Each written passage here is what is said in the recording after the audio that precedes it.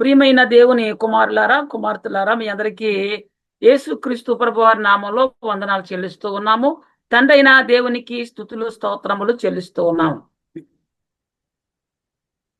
ఈ సమయమందు మనం నేర్చుకోబోతున్నటువంటి పాఠము జీవ గ్రంథములో నీ పేరుందా అనే పాఠాన్ని ఈరోజు మనం ప్రారంభించుకుంటున్నాము. జీవ గ్రంథములో నీ పేరుందా, ఉంటే లాభం ఏంటి, లేకపోతే నష్టం ఏంటి? చాలా జాగ్రత్తగా మనం ఈ అంశాన్ని ఈ పాఠాన్ని నేర్చుకోవాల్సిన అవసరం ఉంది. ఎందుకంటే బైబిల్ గ్రంథాన్ని, అందులో ఉన్న వాక్యాన్ని చాలా జాగ్రత్తగా అర్థం చేసుకుంటేనే కానీ దైవ సంకల్పం ఏంటో మనకు అర్థం కాదు. జీవ గ్రంథంలో నీ పేరుందా? అసలు జీవ గ్రంథం అంటే ఏంటి, అది ఎక్కడ ఉంటది అనేది కూడా చాలా మందికి అర్థం కాని పరిస్థితి. అయితే ఇప్పుడు మనం గమనించాలి, జీవ గ్రంథంలో నీ పేరుందా అంటే పేరుంటే ఏంటి, భర్త పేరు లేకపోతే ఏంటి? పేరుంటే ఏంటి, పేరు లేకపోతే ఏంటి? పేరుంటే లాభం ఏంటి, పేరు లేకపోతే నష్టం ఏంటి? ఇది మనం చాలా జాగ్రత్తగా నేర్చుకోవాల్సిన అవసరం ఉంది.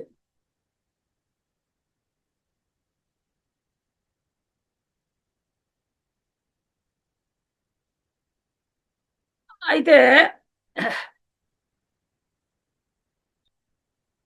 జీవగ్రంథం అంటే ఏంటి అసలు? అది ఎక్కడ ఉంటుంది?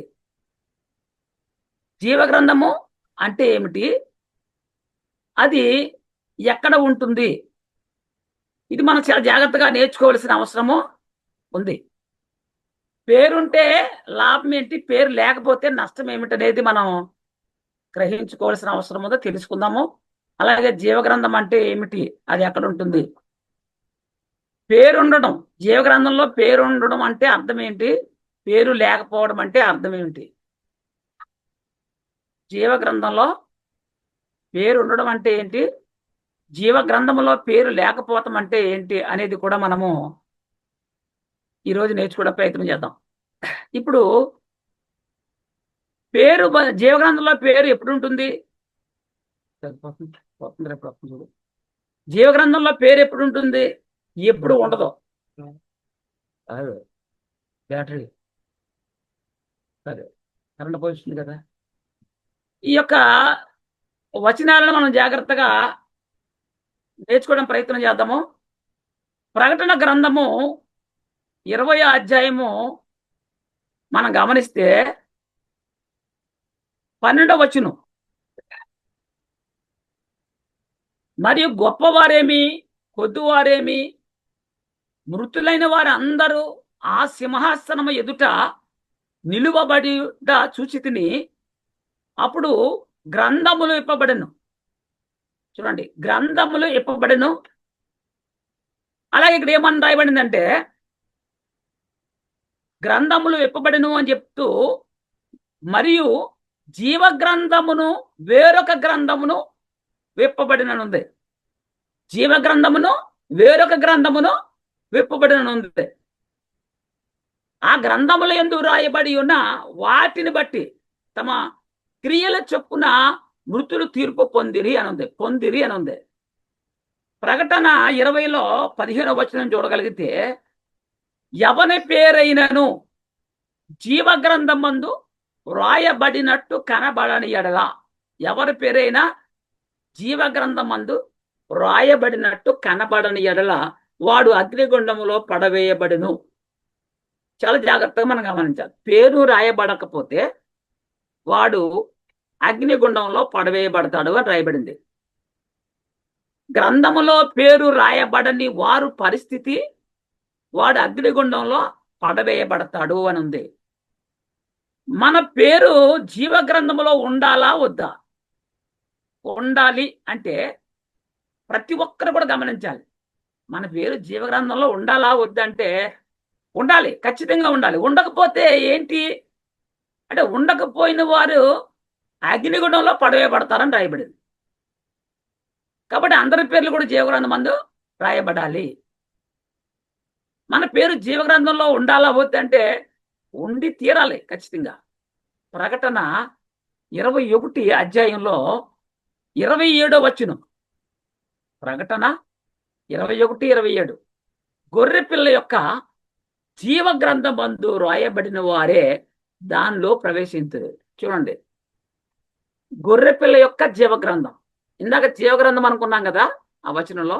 ఇక్కడ గొర్రెపిల్ల యొక్క జీవగ్రంథం మందు రాయబడిన వారే దానిలో ప్రవేశించరు గాని నిషిద్ధమైనది ఏదైనాను, అసహ్యమైన దానిని, అబద్ధమైన దానిని జరిగించువాడైనను దానిలోనికి ప్రవేశింపడు. ఎవరు అందులో ప్రవేశింపరంట?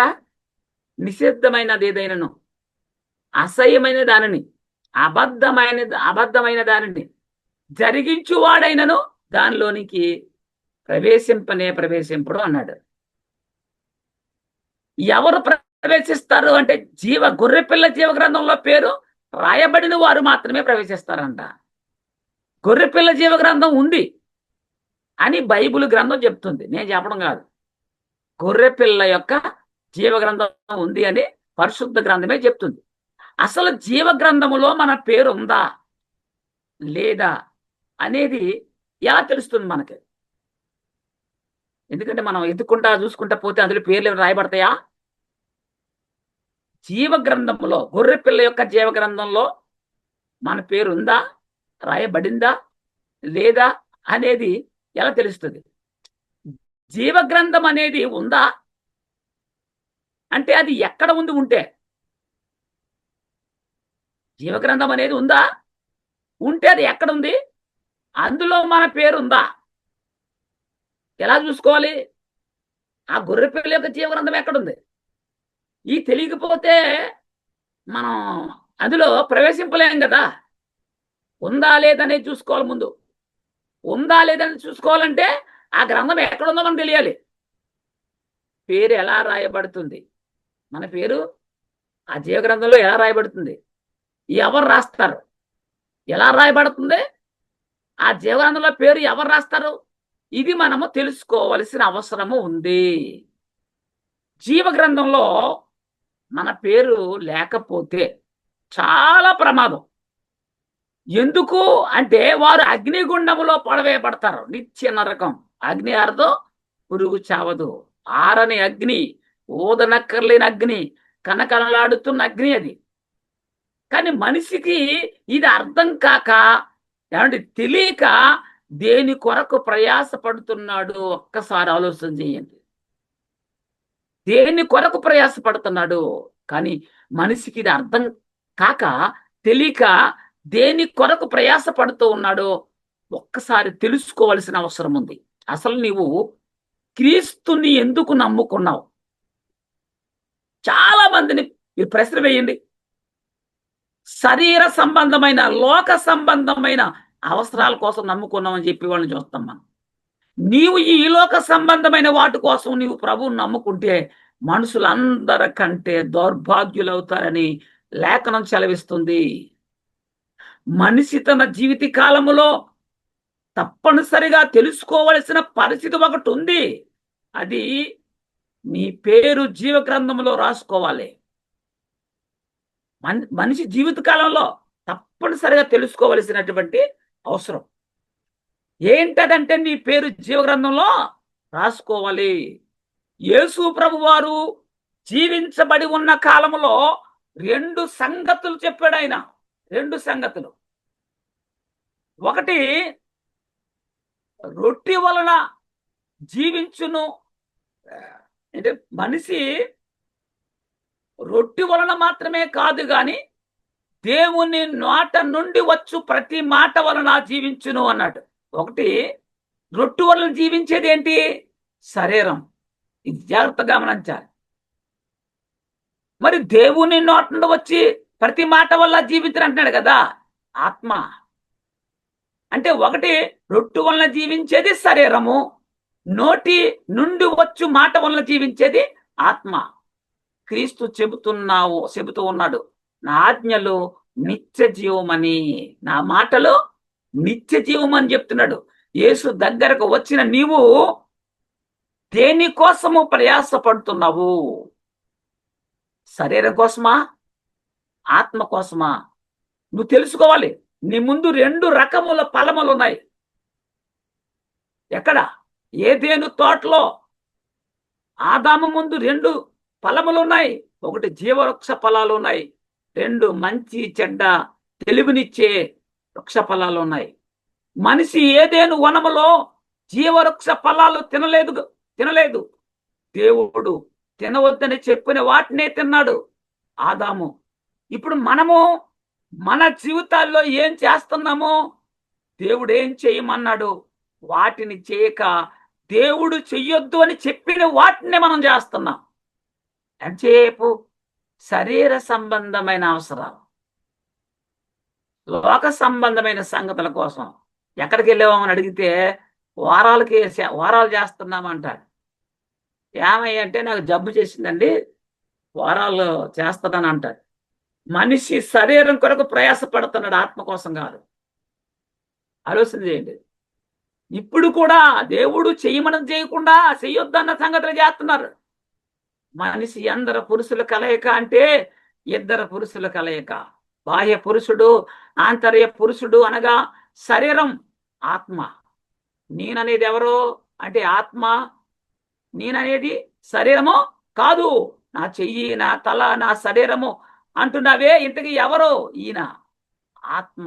ఆత్మకే పేరు తప్ప శరీరానికి పేరు కాదు. 2 కొరింథీ 5వ అధ్యాయం మొదటి 4 వచనాలు చూస్తే, భూమి మీద మన గుడారమైన ఈ నివాసము శిథిలమైపోయినను చేతి పని కాక దేవుని చేత కట్టబడినది నిత్యమైన నివాసము, నిత్యమైనది నివాసము పరలోకమందు మనకి ఉన్నదని ఎరుగుదుము. మనం దిగంబరులము కాక వస్త్రము ధరించుకున్న వారముగా కనబడదుము. కాబట్టి పరలోకము నుండి దిగవచ్చు మన నివాసము దీనిపై ధరించుకొని నపేక్షించు దీనిలో మూలుగుచున్నాము. ఈ గుడారములోనున్న మనము భారం మోసుకొని మూలుగుచున్నామంటాడు. ఇది తీసివేయవలన కాదు, కానీ మత్స్యమైనది జీవం చేత మింగివేయబడినట్లు ఆ నివాసమును దీనిపైన ధరించుకొన గోరుచున్నామంటాడు. భూమి మీద ఉన్న గుడారం అంటే శరీరం, ఇది శిథిలమైపోయేది. మనము ఈ గుడారంలో ఉన్న కాలంలోనే నిత్యమైన నివాసం సంపాదించుకోవాలి. అంటే ఆత్మ సంబంధమైన శరీరం సంపాదించుకోవాలి. ఇది నిత్యమైన నివాసమా అంటే కాదు. శరీరం అద్దింటిలో ఉంటున్నాం మనం. అద్దింట్లో ఉండి పైన మరొక్క బిల్డింగ్ వేస్తామా? నువ్వు అద్దింటికి దిగావు, పైన ఇంకో అంతస్తు వేద్దాం అనుకుంటామా? మనం ఎప్పటికైనా నుంచి బయటికి వెళ్ళిపోతాం అనుకుంటాం, కానీ పైన వేరొక అంతస్తు వేయడు, ఆ ఇంటికి రంగులు కూడా వేయడు. ఎందుకు వేయడు? వేస్తే వానరు ఊరుకుంటాడా? వెంటనే బయటికి తోసేస్తాడు. ప్రసంగి 5:15, వాడు ఏ ప్రకారముగా తల్లి గర్భము నుండి వచ్చినో ఆ ప్రకారంగానే తాను వచ్చినట్లే దిగంబరిగానే మరలా పోవును. తాను ప్రయాసపడి చేసుకున్న దానిలో ఏదైనా నువ్వు చేతి పట్టుకుని పోడు. మనిషి ఈ లోకంలో జీవించినంత కాలము దేని కొరకు ఆలోచిస్తున్నాడు? తెలియకుండానే జీవిస్తున్నాడు. ఈ లోకము శాశ్వతం కాదు అని బైబిల్ గ్రంథం చెప్తుంటే, ఈ లోకమే శాశ్వతం అనుకుని మాయలు చేస్తున్నారు, స్కామలు చేస్తున్నారు, లంచాలు తీసుకున్నారు, దొంగతనాలు చేస్తున్నారు, హత్యలు చేస్తున్నారు, దోపిడీలు చేస్తున్నారు. ఇది నీతో రాదు. ఈ లోకం నీది కాదు. కీర్తనల గ్రంథం 90లో కీర్తన 90 కీర్తన 10వ వచనం, మా ఆయుష్కాలము 70 సంవత్సరములు, ఏమంటే అధిక బలమును 80 సంవత్సరములగును, అయినను వాటి వైభవము ఆయాసమే దుఃఖమే, అది త్వరగా గతించును, మేము ఎగిరిపోదుమంటాడు. ఇది నీది కాదు. నువ్వు బతుకున్నంత కాలం ప్రయాసపడుతున్నావు. నువ్వు ప్రయాసపడి కూడబెట్టిన వాటిలో ఏదైనా తీసుకుని పోగలవా నువ్వు? దేవుడు ఆయుస్సు ఎంత అంటే మితి లేనిది దేవుడు ఆయుస్సు. ఆయన మితిలేని ఆయుస్సు కలిగి ఉన్నాడు. మనలను ఈ లోకంలోనికి పంపించింది కొంతకాలం ఉండమన్నాడే తప్ప, ఏమండి కొంతకాలం ఉండమన్నాడు అంటే కొంతకాలం అన్నాడా, లేక నిత్యం కూడా చెప్పాడా అంటే నిత్యం ఈ లోకంలో మనం ఉండం. నిత్యం ఉండే అవకాశం ఇక్కడ లేదు మనకి. ఎల్లప్పుడూ తన సన్నిధిలో పరిశుద్ధులుగా నిర్దోషులుగా ఉండాలని దేవుడు కోరుకున్నాడు. ఇక్కడ ఉన్నంత కాలం ఆయన సన్నిధిలో ఆయన పని చేస్తూ పరిశుద్ధులుగా నిర్దోషులుగా ఉండాలని కోరుకున్నాడు. జగత్తుకు పునాది వేయబడక ముందే క్రీస్తునందు మనలను కోరుకున్నాడు ఆయన. మనం ఈ లోకంలో ఎందుకు ఎందుకు వచ్చాం? మనం అసలు ఎందుకు బతుకుతున్నాం? దేనికోసం బతుకుతున్నాం? ఇది నీవు తెలుసుకోవాల్సిన అవసరం ఉంది. తెలుసుకున్నావా అంటే తెలుసుకోకుండానే వెళ్ళిపోతున్నారు అనమాట. మీరు ఎంతసేపు శరీరం కోసమే కట్టబడుతున్నారు, శరీరం కోసం. కానీ నేను అనే ఆత్మ ఒకడు ఉన్నాడు అని ఎవరు ఆలోచించుకోవట్లేదు. అది శాశ్వతమని ఎవరు ఆలోచించట్లేదు. అసలు మనము ఈ ఆత్మ కొరకు జీవించాలి, ఈ ఆత్మకు నిత్య జీవం సంపాదించాలి అని ఎవరైనా ఆలోచిస్తున్నారంటే ఏ ఒక్కరు ఆలోచించట్లేదు. నీ ఆత్మకు నిత్య జీవం కావాలంటే నీ పేరు జీవ గ్రంథంలో రాయబడాలి. ఈ సంగతి ఆలోచించరు. ఎంతసేపు ఎన్ని లక్షలు ఎన్ని కోట్లు కూడగట్టామన్నదే, ఎన్ని ప్లాట్లు కొన్నామన్నదే ఇదే చూస్తున్నారు. నిత్య జీవానికి వారసులు కావాలంటే నేనేమి చెయ్యాలని ఎప్పుడైనా ఆలోచించావా? నిత్య జీవానికి నేను వారసుడిగా ఉండాలి అంటే నేనేం చేయాలో ఎప్పుడైనా నీ జీవితకాలంలో ఆలోచించావా? లేదు. ఎప్పుడు ఆలోచించినట్టుగా మనం దగ్గర దాఖలాలు లేవు, కనబడవు అసలు. బైబిల్ గ్రంథంలో కొంతమంది యేసుక్రీస్తుని వేసిన ప్రశ్నలు అవి ఏంటంటే, నేను నిత్య జీవానికి వారసుడు కావాలంటే నేనేం చేయాలి అని యేసు ప్రభు ఉన్న కాలంలో, శరీరదారుడుగా ఉన్న కాలంలో అడిగారు. ఇప్పుడున్న వారు అంటున్నారు, యేసుక్రీస్తుని నమ్ముకున్నాము, నాకు ఉద్యోగం వచ్చింది. యేసుక్రీస్తుని నమ్ముకున్నాము, మంచి ఇల్లు కట్టుకున్నాము. యేసుక్రీస్తుని నమ్ముకున్నాము, మాకు పిల్లలు కలిగారు. యేసుక్రీస్తుని నమ్ముకున్నాము, మేము పెళ్లిళ్ళు చేసుకున్నాము అంటున్నారే తప్ప ఇది చాలా తప్పుడు ఆలోచన, తప్పుడు నమ్మకం. అంటే ఈ లోక సంబంధమైన వాటి కోసమే నువ్వెంతసేపు ఆలోచిస్తూ ఉన్నావు. ఇది కరెక్ట్ కాదు. నీ పేరు జీవ గ్రంథంలో రాయబడాలి అనే సంగతి అయినా నీకు తెలుసా? ఎక్కడుంది జీవ గ్రంథం? ఎవరు రాస్తారు అందులో మన పేర్లు? ఎలా రాసుకోవాలి మన పేర్లు అనేది కూడా ఎప్పుడైనా నీ మైండ్లో ఆలోచించావా? లేదు. మార్కు సువార్త 10వ అధ్యాయం 17వ వచనం, ఆయన బయలుదేరి మార్గాన పోవుచుండగా ఒకడు పరిగెత్తుకుని వచ్చి ఆయన ఎదుట మోకాళ్ళు ఊని, బోధకుడా ఏమన్నాడు? సద్బోధకుడా ఏమన్నా? మోకాళ్ళుని సద్బోధకుడా, నిత్య జీవమునకు వారసుడగుడ నేనేమి చేయదు నని ఆయన అడిగాను. యేసు ప్రభుని అడిగాడంట ఆయన, నిత్య జీవానికి వారసుడిగా నేను ఉండాలంటే ఏం చేయాలి అని. ఈ లోకంలో, ఈ కాలంలో, ఈ సంఘాల్లో ఎవరు అలాంటి ప్రశ్నలు అడగరు దేవుణ్ణి. నాకు అది ఇచ్చేయి, నాకు ఇది ఇచ్చేయి. ఇవి లోక సంబంధమైనవి, నీతో రానివి.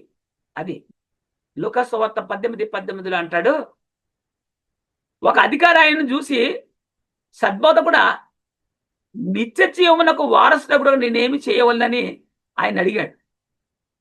చూడండి, ఒక అధికారి, అన్నీ ఉన్నాయి కానీ నిత్య జీవం కావాలి, నేను వారసుగా ఉండాలి, నేనేం చేయాలి ఎందుకని అడుగుతున్నాడు. మంచి ప్రశ్న. యేసుక్రీస్తు దగ్గరకు వస్తే ఏమి దొరుకుతుంది అన్నది ఆలోచించండి. నీవు క్రీస్తు దగ్గరికి వచ్చేది ఈలోక శరీర సంబంధమైన వాటి కోసము రాకూడదు కూడా. దేవుడు యేసుక్రీస్తుని ఎందుకు ఈ లోకానికి అనుగ్రహించాడు అంటే నీకు నిత్య జీవము అనుగ్రహించడానికి. దేవుడు ఈ లోకాన్ని ఎంతో ప్రేమించాడు, కాగా తన అద్వితీయ కుమారుని యందు విశ్వాసం ఉంచు ప్రతి వాడు నశింపక నిత్య జీవం పొందినట్లు ఆయన అనుగ్రహించు. ఎందుకు? పాపిగా ఉన్న నీవు యేసు ప్రభువు నందు విశ్వాసం ఉంచితే నీకు నిత్య జీవం అనుగ్రహించడానికి క్రీస్తుని లోకాలను పంపిస్తే నువ్వేమడుగుతున్నావు? క్షయమైన వాటిని అడుగుతున్నావు. మరి మనము యేసుక్రీస్తుని దేనికోసం నమ్ముకుంటున్నాం? ఎలాగంటే కోపం వచ్చేది వీళ్ళందరికీ కూడా. మనిషికి ఏం కావాలి? నిత్య జీవం కావాలి. ఇది కావాలి అంటే ఏమి చెయ్యాలి? జీవ గ్రంథంలో నీ పేరు ఉండాలి. జీవ గ్రంథంలో నీ పేరు ఉండాలి. యోహాను సువార్త 3వ అధ్యాయం 3 నుంచి 5 వరకు చదివితే, అందుకు యేసు అతనితో, ఒకడు కొత్తగా జన్మిస్తేనే కానీ అతడు దేవుని రాజ్యమును చూడలేడని నీతో నిశ్చయంగా చెప్తున్నాను అన్నాడు. యేసు ప్రభు వారు శరీరదాడుగా ఉన్న కాలంలో నికోదేముతో మాట్లాడుతున్నారు. ఒకడు కొత్తగా జన్మిస్తేనే కానీ అతడు దేవుని రాజ్యమును చూడలేడట. అది నికోదేము, ముసలవాడనైన మనుషుడు ఎలాగో జన్మింపగలడు? ముసలివాడైన మనుషుడు ఎలాగో జన్మించగలడు? అంటే అర్థం కాలేదు కదా నీకు, నికోదేముకి అర్థం కాలేదు. రెండో మారు తల్లి గర్భమందు ప్రవేశించి జన్మించగలడా అని ఆయన అడుగుతున్నాడు. యేసు ఇట్లా అన్నాడు, ఒకడు నీటి మూలముగాను, ఒకడు ఆత్మ మూలముగాను. నీటి మూలముగాను ఆత్మ మూలముగాను జన్మిస్తేనే గాని దేవుని రాజ్యములో ప్రవేశింపలేడు అని నీతో నిశ్చయంగా ఖండితంగా చెప్తున్నాడు ఆయన. అంటే వాక్యాన్ని వినాలి, పశ్చాత్తపడాలి, మారు మనసు పొందాలి, బాప్తిసం తీసుకోవాలి. అది సూచక్రియల గురించి చెప్తున్నాడు. ఇప్పుడు పరిస్థితిలో స్వస్థతలు తన అవసరాల కోసం మాత్రమే క్రీస్తునందు విశ్వాసం ఉండేలాగా చేశాడు సాతానుగాడు. అప్పుడు ఏం చేసేవారు? సూచక్రియలు అడిగేవారు. ఏమండి, ఇప్పుడు మనవాళ్ళు ఏం చేస్తున్నారంటే స్వస్థతలు, ఈలోక అవసరాలు, వీటి కోసం ప్రభుని నమ్ముకునేలాగా సాతానుగాడు అసలు దైవ సంకల్పాన్ని తారుమారు చేసేసాడు. జీవ గ్రంథంలో నీ పేరు ఉండాలా వద్దా ఆలోచించాలి. జీవగ్రంథంలో పేరు ఉండాలా వద్దా? ఉంటే ఏమిటి, లేకపోతే ఏంటయ్యా అంటావా? ఆలోచిద్దాం. అది కూడా ఉంటే ఏంటి, లేకపోతే ఏంటి. జీవగ్రంథం అనేది ఎక్కడుంది అసలు? జీవగ్రంథం అనేది ఎక్కడుంది? గొర్రెపిల్ల జీవగ్రంథం మన దగ్గరే ఉంది. గొర్రెపిల్ల జీవగ్రంథం ఎక్కడుందంట? పరలోకంలో ఉందా, భూలోకంలో ఉందా, పాతాళ లోకంలో ఉందా, మరి ఏ లోకంలో అయినా ఉందా? అది ఎక్కడుంది అంటే చాలా మంది జీవగ్రంథం పరలోకంలో ఉందండి అంటారు. అది మన దగ్గరే ఉంది. ఏంటది? పరిశుద్ధ గ్రంథం. క్రీస్తు సంఘములో ఉంది, ప్రతి వాని చేతిలో ఉంది. బైబుల్ గ్రంథములో ఉన్న మాటలు జీవింపజేసే మాటలు, అందుకే దీనిని జీవింపజేసే గ్రంథం అంటారు. ఈ గ్రంథంలో ఉన్న ఆజ్ఞలను గైకుంటే మనము నిత్య జీవం పొందుకుంటామంట. తెలుసా?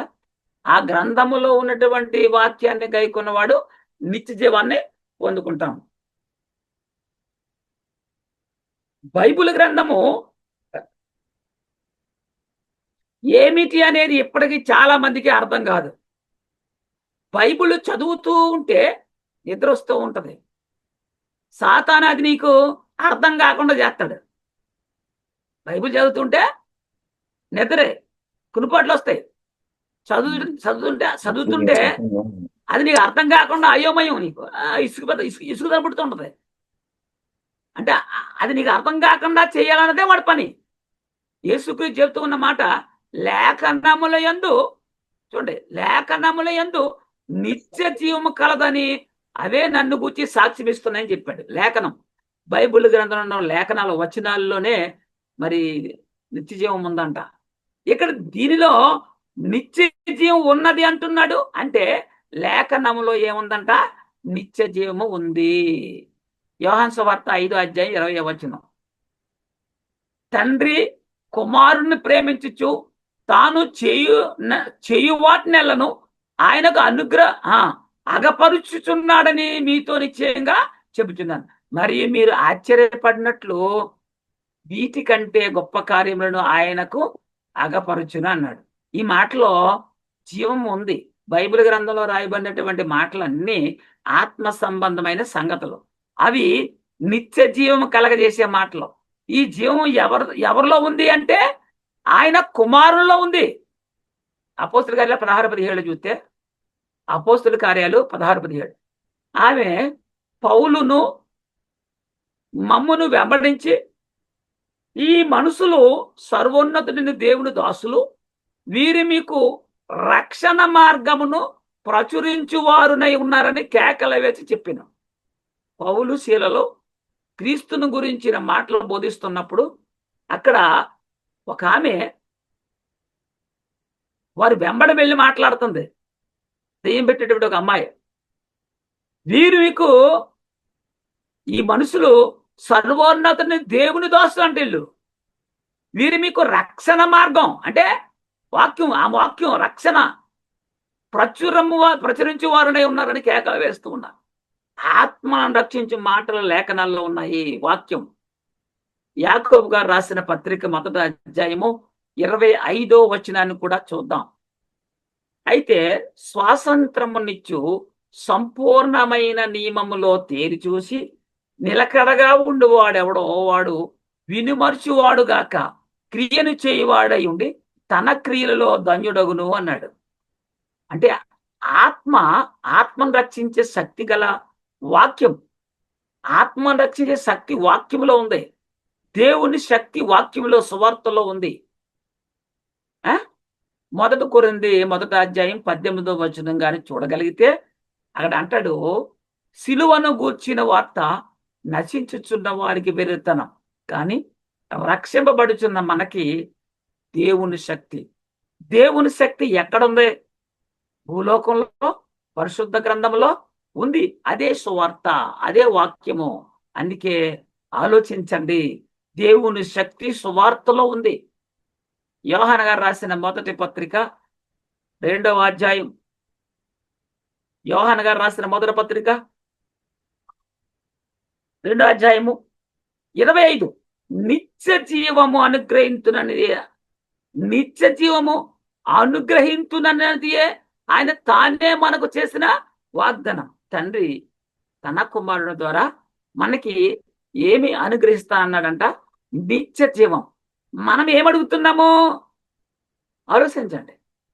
నిత్య జీవం అనేది ఆత్మకు సంబంధించి, మనం అడిగేవి శరీరానికి సంబంధించి. అది ఆయన అనుగ్రహిస్తున్నది వేరు, మనం ఆయన అడిగేది వేరు. మొదటి యోహాను 5వ అధ్యాయం 11 నుంచి 13 వరకు.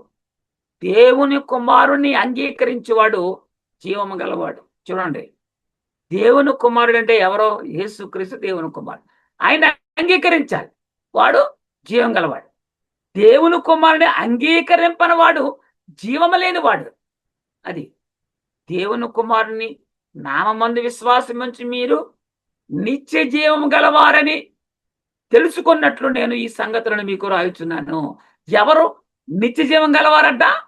దేవుని కుమారుని నామందు విశ్వాసం ఉంచు మీరు. నామం అంటే మహిమ. అది ఆయనను బట్టి మనకు కలిగిన ధైర్యం ఏదనగా, ఆయన చిత్తానుసారంగా మనం ఏది అడిగినను ఆయన మనవి ఆలకించునన్నది అంటాడు. దేవుడు యేసుక్రీస్తుని ఈ లోకానికి ఎందుకు పంపించాడు అంటే నిత్య జీవాన్ని మనకి అనుగ్రహించడానికి పంపించాడు. అంటే దేవుడు ఎలాంటి ఆయుష్ కలిగి ఉన్నాడంట? మితి లేని ఆయుష్కాలం కలిగి ఉన్నాడు. మరి మనము ఎలాంటి ఆయుష్కాలం కలిగి ఉన్నాము? 70 లేక 80 సంవత్సరాల ఆయుష్కాలం ఈ లోకంలో కలిగి ఉన్నాం. అలాంటి ఈ లోకంలో ఉన్న మనలను మనం కూడా దేవునితో సమానంగా మితి లేని ఆయుష్కాలం గలవారుగా, మరణం లేకుండా నిత్య జీవం ఆయన సంకల్పం అదే. కానీ మనం ఏమడుగుతున్నాము? నిత్య జీవం కాదు, లోక సంబంధమైన వాటిని అడుగుతున్నాం. క్షయమైన వాటిని, నీతో రాని వాటిని అడుగుతున్నాం. నిత్య జీవం ఎందులో ఉంది అంటే సువార్తలో ఉంది. నిత్య జీవము, గొర్రెపిల్ల జీవగ్రంథం అన్నాం కదా. జీవము, నిత్య జీవం ఎందులో ఉందంటే సువార్తలో ఉంది. మొదటి కొరింథీ 15వ అధ్యాయము 1 నుండి 3వ వచనం వరకు చూస్తే ఏది సువార్త? ఏ సువార్తలో నిత్య జీవం ఉంది? మొదట వచనం, సహోదరులరా నేను మీకు ప్రకటించిన సువార్తను మీకు తెలియపరచుచున్నాను. పౌలు గారు కొరింథీ సంఘానికి ప్రకటించిన సువార్తను తెలియపరచుచున్నాడంట. మీరు దానిని అంగీకరించింది, ఏదైతే బోధించాడో దాన్ని వాళ్ళు ఒప్పుకున్నారు, దాని అందే మీరు నిలిచి ఉన్నారు. మీ విశ్వాసము వ్యర్థమైతేనే గాని నేను ఏ ఉపదేశ రూపకముగా సువార్త మీకు ప్రకటించుతునో ఆ ఉపదేశమును మీరు గట్టిగా పట్టుకుని ఉన్న ఎడల ఆ సువార్త వల్లనే మీరు రక్షణ పొందిన వారే పొందురు. రక్షణ దేంట్లో ఉందంటే సువార్తలో ఉంది. ఏ సువార్తలో ఉంది? పౌలు కొరింథీలో ఉన్న సంఘానికి ఉపదేశించాడు. ఏంటి? ఏం ఉపదేశించాడు? ఏం చెప్పాడు? నేటి కాలంలో సంఘాలు ఉన్నాయి, సంఘాల్లో బోధకులు ఉన్నారు, వారు కూడా ఉపదేశిస్తూ ఉన్నారు. పౌలు గారు చెప్పింది చేస్తున్నాము మనం. నిత్య జీవం కలిగిన సువార్తను సంఘానికి చెప్పగలుగుతున్నామా? ఎందుకే పౌలు గారు ఏం చెప్పారంట? నాకు ఇవ్వబడిన ఉపదేశమును మొదట మీకు అప్పగించితిని. పౌలు గారికి ఏ సువార్త అయితే అప్పగించాడో ఆ సువార్త వాళ్ళకి అప్పగించారంట. ఏంటి అదేంటంటే అదేమనగా లేఖనముల ప్రకారము, చూడండి, లేఖనముల ప్రకారము క్రీస్తు మన పాపముల నిమిత్తము మృతి పొందెను, సమాధి చేయబడును. చూడండి ఏం చెప్పాడు. యేసు క్రీస్తు ఎందుకు చనిపోయాడంటే ఉరికినే కాదు, దైవ నిర్ణయం, ప్రవచనం నెరవేర్పు. లేఖనముల ప్రకారం క్రీస్తు మన పాపములు, ఆయన పాపము చేయలేదు సుమా, ఆయన నీతిమంతుడు. మనిషిగా మానవ అవతారంగా వచ్చినప్పుడు కూడా పాపుల్లో చేరక ప్రత్యేకముగా పరిశుద్ధులుగా జీవించాడు ఆయన. అది పాపులు మన పాపముల కొరకు మన నిమిత్తము మృతి పొందెను, సమాధి చేయబడును, మూడో దినాన్ని మరలా తిరిగి పునరుద్ధాడే లేచాడు. క్రీస్తు మరణ సమాధి పునరుద్ధానం అనేటువంటిదే సువార్త. ఈ ఇందులోనే దేవుని శక్తి ఉంది, రక్షణ ఉంది. వినుట వలన విశ్వాసం కలుగును అంటాడు. ముందు వినాలి, వింటే విశ్వాసం కలుగుద్ది. నువ్వు వినే మాట ఏ మాట అయి ఉండాలి? క్రీస్తుని గూర్చిన మాట అయి ఉండాలి. అయితే క్రీస్తుని గూర్చిన మాటలు ఎక్కడున్నాయి? ఇది మనకు కావాలి. పరిశుద్ధాత్ముడు అపోస్తుల ద్వారా ఏదైతే బోధించారో ఆ మాటలు ఆత్మను రక్షించే మాటలు, క్రీస్తుని గూర్చిన మాటలు. యేసుప్రభు చెప్పాడు, చక్కగా చెప్పాడు, నాన్న మీతో చెప్పాల్సిన సంగతులు ఇంకా అనేక సంగతులు ఉన్నాయి, కానీ వాటిని మీరు ఇప్పుడు సహింపలేరు అన్నాడు. ఎందుకు? నేను భూ సంబంధమైన సంగతులు చెప్తేనే మీరు అర్థం చేసుకోలేకపోతున్నారే, ఆత్మ సంబంధమైన సంగతులు చెప్పినా మీకు అర్థం కావని చెప్పాడు ఆయన. అందుకే ఏమన్నాడు, అయ్యో ఎవరు చెప్తారన్నాడు. నేను వెళ్ళిన తర్వాత పరిశుద్ధాత్ముడు వస్తాడు, ఆయన వచ్చి మిమ్మల్ని సర్వసత్యములోనికి నడిపిస్తాడు. పరిశుద్ధాత్ముడు వచ్చి చెప్పిన బోధ సర్వసత్యం. అది ఇంకా మిగిలినది ఏమి లేదు, ఇంకా అంతా ఆయన చెప్పేశాడు. తీర్పుని గూర్చి, దేవుని రాజ్యముని గురించి ఆయన మిమ్మల్ని ఒప్పింపజేస్తాడు అన్నాడు. అది పరిశుద్ధాత్ముడు అపోస్తుల ద్వారా ఏదైతే బోధించాడో ఆ మాటలు, ఆ సువార్త, ఆత్మ రక్షించే మాటలు, క్రీస్తుని గురించిన మాటలు, అవి అపోస్తుల కార్యాల దగ్గర నుండి ప్రకటన గ్రంథం వరకు ఉన్నాయి. అపోస్తులు ప్రవక్తల్లో వేసిన పునాది మీద మీరు కట్టబడాలి. ఎందుకంటే ఒక విశ్వాసి ఎవరో సాక్ష్యాలు విని, ఎవరో ఏదో చెప్పారని విని, పక్కింటమ్మ చెప్పిందని విని, అత్తగారు చెప్పిందని విని, లేక ఎవరెవరో సాక్ష్యాలు విని బాప్తీసం తీసుకోకూడదు. యేసు క్రీస్తు గురించి నువ్వు తెలుసుకోవాలి. ఆయన ఎందుకు వచ్చాడు, ఎందుకు మృతి పొందాడు, ఎందుకు రక్తం కార్చాడు, ఎందుకు సమాధి చేయబడ్డాడు, ఎందుకు పునరుద్ధానం లేచాడు, లేచిన తర్వాత ఏం జరిగింది, ఇవన్నీ తెలుసుకోవాలి.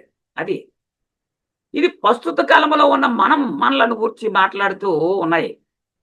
అంటే క్రీస్తు పునరుద్ధానము నుండి క్రైస్తవులు అనుసరించవలసిన చట్టము ఏది అంటే అపోస్తులు ప్రవక్తలు వేసిన పునాది.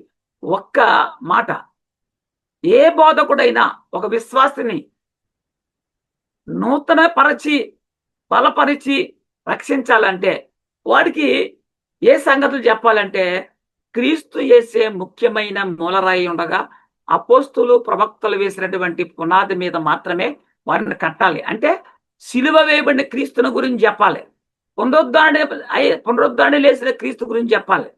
ఈ మాటలు వినాలి, విశ్వసించాలి, పశ్చాత్తపడాలి, రక్షణ పొందాలి. అది అందులోనే ఆత్మ రక్షణ ఉంది. ఆదాముకి ఇచ్చిన ఆజ్ఞను వేరు, మోసేకి ఇచ్చినటువంటి ఆజ్ఞలు వేరు. ఆ కాలంలో వారిని జీవింపజేసేవి. చూడండి, ఆదాముకి ఇచ్చినటువంటి ఆజ్ఞ ఆ కాలంలో వారు పాటించుకుంటే వారిని కాపాడు, అది వాళ్ళు జీవింపజేసేవి. మరి క్రైస్తవులుగా ఈ కాలంలో నీకు ఇవ్వని చట్టం ఏది? ఆదాముకి ఏదైనా వనంలో ఉన్నప్పుడు ఏమన్నాడు, ఆ చెట్టు పండు తినకో, అది వారికి ఆజ్ఞ. మోసే ద్వారా 10 ఆజ్ఞలు ఇచ్చాడు, ఇవి వారిని జీవింపజేసేవి. మరి క్రైస్తవులు కూడా ఉన్నాయి కదా, చట్టం ఉంది. అది బైబుల్ గ్రంథంలో ఎక్కడ ఉంది? చాలా మందికి తెలియదు. అంటే అపోస్తుల కార్యాల దగ్గర నుండి ప్రకటన గ్రంథం వరకు ఉంది. చాలా మంది మరి ఆది కాండం నుంచి ప్రకటన గ్రంథం వరకు మందే కదా బైబుల్, మనమే చదువుతున్నాం కదా, మన దగ్గరే ఉంది కదా, నువ్వు ఎలా చెప్తున్నావు అనుకుంటారు చాలా మంది. నీకంటూ ఒక చట్టం ఉంది. లేదా క్రీస్తు యేసే ముఖ్యమైన మూలరాయి ఉండగా అపోస్తులు ప్రవక్తలు వేసిన పునాది. అంటే అపోస్తులు రాసినటువంటి గ్రంథాలు 13వ అధ్యాయం 8వ వచనం, భూనివాసులందరూ అనగా జగదోత్పత్తి మొదలుకొని వధింపబడి ఉన్న గొర్రెపిల్ల యొక్క జీవగ్రంథమందు చూడండి, ఎవరి పేరు రాయబడలేదో వారు ఆ మృగమునకు నమస్కారము చేయదురంట. భూనివాసులందరూ అంట, అనగా జగదుత్పత్తి మొదలుకొని వధింపబడి ఉన్న గొర్రెపిల్ల యొక్క జీవగ్రంథమందు ఎవరి పేరు రాయబడి ఉండలేదో వారు ఆ మృగమునకు నమస్కారము చేయదు. ఇందులో మనకి చాలా జాగ్రత్తగా గమనించాలి. భూనివాసులు అందరూ అని చెప్పి అనగా, అంటే భూనివాసులు అంటే ఎవరో అనేది కూడా తెలియాలని, యేసుక్రీస్తు సిలువేసిన దగ్గర నుంచా లేక ఆదాం దగ్గర నుంచా అనేది తెలియడానికి జగదుత్పత్తి మొదలుకొని అన్నాడు. అంటే ఆదాం మొదలుకొని, ఇక్కడ ఆదాం మొదలుకొని అంటున్నాడు. ఇది చాలా అయోమయంగా ఉంది కదా. మరి ఆదాము టైంలో కూడా గొర్రెపిల్ల జీవగ్రంథం ఉందా? ఇది మనకు కావాలి కదా. మరి ఇక్కడ ఆదాం మొదలుకొని అంటున్నాడు కదా, ఇది చాలా అయోమయంగా ఉంది. దేవుడు మనలను కావాలని అనుకునేది ఎప్పుడు? అసలు మనం లేనప్పుడే మనల్ని కావాలనుకున్నాడు కదా. ఆయన జగత్తుకు పునాది వేయబడక ముందే మనల్ని ఆయన కావాలనుకున్నాడు. ఎపిఎస్సీలకు రాసిన పత్రిక 1వ అధ్యాయము 6వ వచనంలో మనము తన ఎదుట ఎలా ఉండాలనుకుంటు, పరిశుద్ధులుగాను నిర్దోషులై ఉండవాలని జగత్తుకు పునాది వేయబడక మునిపే ప్రేమ చేత ఆయన క్రీస్తులో మనలను ఏర్పాటు చేసుకున్నాం. మనం లేము, అసలు ఈ లోకం లేదప్పుడు, కానీ ఆయన సంకల్పంలో ఉన్నాం మనం. ఆలోచించండి, సంకల్పం. చాలా మంది ఒక ఇల్లు కట్టాలనుకుంటారు, అంటే ఇంకా ఏమి స్థలమే లేదు, కానీ 3 అంతస్తుల బిల్డింగ్ కట్టాలి, ఇలా రూములు ఉండాలి, ఇలా కార్ పార్కింగ్ ఉండాలి, ఇలా ఇవన్నీ అనుకుంటాడు. అంటే సంకల్పం తన మైండ్లో సంకల్పం ద్వారా పుట్టిందనమాట. అది నెరవేర్చడానికి టైం పడుతుంది. స్థలం కొనుక్కోవాలి, మెటీరియల్ సమకూర్చుకోవాలి, ప్లాన్ వేయాలి, కట్టువారిని పిలవాలి, కట్టాలి, ఇదంతా. అలా మానవులు లేనప్పుడు, లోకం లేనప్పుడు జగత్తు పునాది వేయబడక మునిపే ప్రేమ చేత ఆయన క్రీస్తులో మనలను ఏర్పాటు చేసుకున్నాడు. మనం పరిశుద్ధులుగా నిర్దోషులుగా సన్నిధిలో ఉండాలి అని కోరుకుంటున్నాడు ఆయన. మనల్ని ఎవరిలో ఏర్పాటు చేసుకున్నాడు అనేది మనకు కావాలి. క్రీస్తులో ఏర్పాటు చేసుకున్నాడు. యేసుక్రీస్తులో ఏర్పాటు చేసుకున్నాడు. మనం యేసుక్రీస్తుని ఎప్పుడు నియమించాడు? యేసుక్రీస్తు చాలా మందికి మరియ కన్నటువంటి యేసుక్రీస్తు గురించి తెలుసు. జగత్తుకి పునాది వేయబడక ముందు దేవుడు కన్నటువంటి క్రీస్తు గురించి తెలియదు. తెలుసుకోవాలి మనం. యేసుక్రీస్తుని ఎప్పుడు నియమించాడు అంటే జగత్తుకు పునాది వేయబడక ముందే నియమించాడు. ఈ లోకం లేనప్పుడు, భూలోకం లేనప్పుడు నియమించాడు. అబ్రహాము ఎవరి దినాన్ని చూడాలని కోరుకున్నాడు? అబ్రహాం గారు ఎవరి దినాన్ని చూడాలని కోరుకున్నాడు? నా దినాన్ని. యేసుక్రీస్తు ఏమన్నాడు? నా దినాన్ని చూడాలని కోరుకున్నాడని చెప్పాడు. వాళ్ళు ఏమన్నారు? ఇదేంటి నీకు నిండా 50 సంవత్సరాలు లేవు, ఇప్పుడు అబ్రహాము నీ దినం చూడాలని చూసాడా అని వాడు కోపం వచ్చింది వాళ్ళకి. మరి ఎవరి దినాన్ని చూడాలని కోరుకున్నాడు? ఆనోకు యేసుక్రీస్తు గూర్చి రాశాడా అంటే ఆదాము వదులుకొని, ఏమంటే ఆదాం మొదలుకొని 5వ తరం వాడు అయిన ఆనోకు కూడా యేసుక్రీస్తు గురించి రాశాడా అంటే రాశాడు బైబిల్ చెప్తుంది. అబ్రహాం గురించి పక్కన పెట్టండి. ముందు అబ్రహాం కంటే ముందు వాడు ఆదాము తర్వాత ఏమంటే 5వ తరం వాడు. ఆదాం తర్వాత 5వ తరం వాడినటువంటి హానోకు కూడా యేసుక్రీస్తు గురించి రాశాడా అంటే రాశాడు. ఉందా అంటే హానోకు కాలంలో యేసుక్రీస్తు ఉన్నాడు అంటే ఎందుకు లేడు? తండ్రి దగ్గర లేడు ఆయన. మీరు ఎక్కడ లెక్కేకండి. జగత్తుకు పునాది వేయబడకుండా ఉన్నాడంటే ఆదాము కంటే ముందు ఉన్నాడు ఆయన. ఏమండి హానోకు కంటే ముందు ఉన్నాడు ఆయన. హానోకు రాశాడా అంటే రాశాడు. చూద్దాం. యోధా పత్రిక పరిశుద్ధాత్ముడు రాస్తున్నాడు. చూడండి, పరిశుద్ధాత్ముడు ద్వారా రాయబడినటువంటి మాటలు. యోధా పత్రిక 1వ అధ్యాయం, ఒకే అధ్యాయం ఉంటుంది, 14-15 వచనాలు చూడండి. చాలా అద్భుతంగా ఉంటుంది ఇక్కడ. ఆదాము మొదలుకొని 7వ వాడైన హానోకు కూడా వీరిని గూర్చి ప్రవచించి ఇట్లా నేను చూడండి. ఇక్కడ ఆదాము తర్వాత హానోకు వీరిని గూర్చి ప్రవచించి ఇట్లా ఏమన్నాడంట?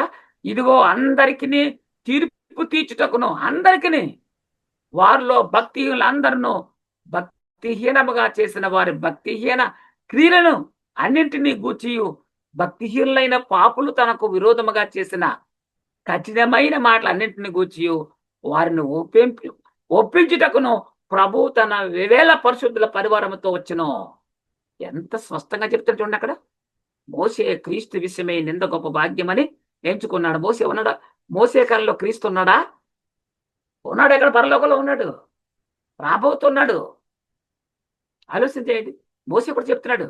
ఇక్కడ ఆదాము హానోకు కూడా చెప్తున్నాడు కదా, పరిశుద్ధాత్ముడు చెప్పాడు, వారు కూడా రాశారని. హెబ్రీ పత్రిక 11వ అధ్యాయంలో మోసే అంటాడు. మోసే 24, 25, 26 వచనాలు. హెబ్రీ పత్రిక 11వ అధ్యాయము 24, 25, 26. మోసే పెద్దవాడైనప్పుడు విశ్వాసమును బట్టి ఐగుప్తు ధనము కంటే క్రీస్తు విషయమైన నింద గొప్ప భాగ్యమని ఎంచుకొని, ఏమండి, ఐగుప్తు దేశములో మోసే ఉన్నప్పుడు క్రీస్తు ఉన్నాడా? క్రీస్తుని గురించి ఆయన తెలుసా అంటే ఆలోచన చేయండి మీరు ఒకసారి. చెప్తున్నాడు మోసే, క్రీస్తు విషయమై నింద గొప్ప భాగ్యం అంటున్నాడు. ఆత్మరక్షణ కొరకు ఏం చేశాడు? మనమైతే సంఘాలు ఏం చేస్తున్నాయి? ఉద్యోగం కోసం, పెళ్ళిళ్ళ కోసం, ఇల్లుళ్ళ కోసం, చదువుల కోసం దేవుడిని ప్రభువుని నమ్ముకుంటున్నారు. ఇక్కడ ఏమన్నాడు? ఐగుప్తు ధనము కంటే ప్రపంచంలో కల్లా విలువైన మంచి బంగారం ఉంది అంటే అది ఐగుప్తులోనే ఉంది. అలాంటి ధనమును, విలువగల ధనమును వదులుకొని దానికంటే క్రీస్తు కొరకైన నింద గొప్ప భాగ్యమని ఎంచుకొని ఏం చేశాడు? అల్పకాలము పాపభోగం. చూడండి, ఈ లోకంలో బతికేటువంటి ఆయుష్కాలం 70 లేక 80 సంవత్సరాలు లేక 100 సంవత్సరాల ఆయుష్కాలము, అల్పకాలము పాపభోగం అనుభవించడం కంటే దేవుని ప్రజలతో శ్రమ అనుభవించడం మేలని యోచించుకున్నాడంట. దేవుని కోసం, దేవుని ప్రజల కోసం శ్రమ అనుభవించడం మేలని యోచించాడంట. ఫరో కుమార్తె యొక్క కుమారుడు అనిపించుకున్నట కంటే ఫరో కుమార్తె యొక్క కుమారుడని అనిపించుకున్నటకు ఒప్పుకోలేదంట. నీవైతే ఏమండి, రాజకుమారుడు అంటే అబ్బా నేను రాజకుమారుడు నేను గర్వంగా చెప్పుకుంటావు, ఒప్పుకుంటావు. కానీ ఈయన అధికారాన్ని తుచ్చమని పారేశాడు పక్కకే. ఫరో కుమార్తె యొక్క కుమారుడు అనిపించుకున్నట్టు కంటే ఒప్పుకోలేదంట అసలు. ఏదైనా అతడు ప్రతిఫలముగా కలగబో బహుమానమందు, ప్రతిఫలముగా అంటే ఆత్మ సంబంధమైన బహుమానం, నిత్యం. ఇది ఆలోచన చేయండి. అసలు మన బ్రతుకులు ఎట్లా ఉన్నాయి, మన ఆలోచనలు ఎట్లా ఉన్నాయి, మన తలంపులు ఎట్లా ఉన్నాయి ఆలోచన చేయండి. దేవుని కుమారులారా, యేసు క్రీస్తు గురించి ఆదాము మాట్లాడుతున్నాడు, ఆనోకు మాట్లాడుతున్నాడు, మోషే మాట్లాడుతున్నాడు, అబ్రహాం మాట్లాడుతున్నాడు. మరి ఇంతటి గొప్ప జీవం గల మాటలు ఆయన్ని గురించి ఈ లేఖనాలు నన్ను గురించి సాక్ష్యం ఇస్తున్నాయని చెప్తున్నాడు. ఆలోచన చేయండి. మరి హానోకు సాక్ష్యం ఇవ్వలేదా? ఆదాం సాక్ష్యం ఇవ్వలేదా క్రీస్తు కొరకు? మోసే ఇవ్వలేదా? ఆలోచన చేయండి. ప్రకటన గ్రంథం 13వ అధ్యాయము 8వ వచనం అంటాడు, భూనివాసులందరూ అనగా, భూనివాసులు అంటే ఆదాం మొదలుకొని జగదుత్పత్తి మొదలుకొని వధింపబడి ఉన్న గొర్రెపిల్ల యొక్క జీవగ్రంథమందు ఎవరి పేరు రాయబడి ఉండలేదో వారు ఆ మృగమునకు నమస్కారము చేయుదురన్నాడు. దీని అర్థం పైన చెప్పాం కదా, ఆలోచన చేయండి. పైన ఏమేం చెప్పుకున్నాము? ఈ జీవగ్రంథంలో పేరు కావాలనే ఆదాము, అవ్వ, ఆదాము, అలాగే హానోకు, అలాగనే ఇంకా మోషే, అబ్రహాం, వీళ్ళంతా కూడా వాళ్ళు ప్రయత్నం చేశారండి. అన్ని వదులుకున్నారు వాళ్ళు. మనం వదులుకుంటున్నామా ఏమైనా? ఆలోచన చేయండి. వదులుకునే పని ఉందా మనకి అంటే అట్లా మనకి అలాంటివి ఏమీ లేవు. కానీ ఆలోచన చేయండి. దీని అర్థం మనం అర్థం చేసుకున్నాం కదా ఆ వచనం గురించి. కేవలం ప్రకటన గ్రంథంలో 13వ అధ్యాయము 8వ వచనంలో చాలా భిన్నంగా ఉంది అది. భూనివాసులందరూ అంటే ఆదాం స్టార్టింగ్ మొదలుకొని వీళ్ళంతా కూడా క్రీస్తు కొరకు ఎదురు చూశారట. జగదోత్పత్తి మొదలుకొని గొర్రెపిల్ల జీవగ్రంథం ఉంది అంటే ఈ సృష్టి లేనప్పుడు అంటే సృష్టి మొదలుకొని కూడా గొర్రెపిల్ల జీవగ్రంథం ఉంది అని మనము గ్రహించవలసిన అవసరం ఉంది. వాళ్ళకి ఇవ్వని ఆజ్ఞలు వారికి జీవగ్రంథం. ఆదాంకి ఏ జీవగ్రంథం అంటే ఆ చెట్టు పండు తినకు ఆజ్ఞ, తింటే చస్తావని చెప్పాడు, తినకు నువ్వు చస్తావని చెప్పాడు. ఆ ఆజ్ఞ వాళ్ళకి జీవం. ఎప్పటిదాకా? ఆ పండు తినే వరకు వారు నిత్య జీవనం కలిగి ఉన్నారు వాళ్ళు. అది జగదోత్పత్తి మొదలుకొని ఈ జీవగ్రంథము, గొర్రెపిల్ల జీవగ్రంథం ఉంది. ఇది మనం గ్రహించాలి. వాళ్ళకి ఇవ్వబడిన ఆజ్ఞలు వారికి జీవగ్రంథం, అదే వారిని బతికించే గ్రంథం. గొర్రెపిల్ల జీవగ్రంథం ఎక్కడుంది అంటే అది మన దగ్గరే ఉంది, మన దగ్గరే ఉంది. అది వింటున్నాము కానీ అలక్ష్యం.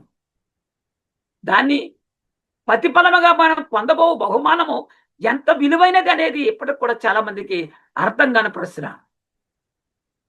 భూ సంబంధమైన వాటి కోసం పరిగెడుతున్నారు. శరీరం కోసం, శరీర పరిరక్షణ కోసం ప్రయాణం చేస్తున్నారు తప్ప ఆత్మ రక్షణ కోసం ఆలోచన చేసేవారు చాలా తక్కువ ఉన్నారు. ఆలోచించండి దేవుని కుమారులరా. ఈ వాక్యాన్ని విన్న ప్రతి వ్యక్తి హృదయంలో కూడా దేవుడు నాటి నీరు గట్టి పల్లెపులోకి తెచ్చునుగాక. ఆమేన్. అందరికీ యేసుక్రీస్తు ప్రభువారి నామంలో వందనాలు చెల్లిస్తూ ఉన్నాం.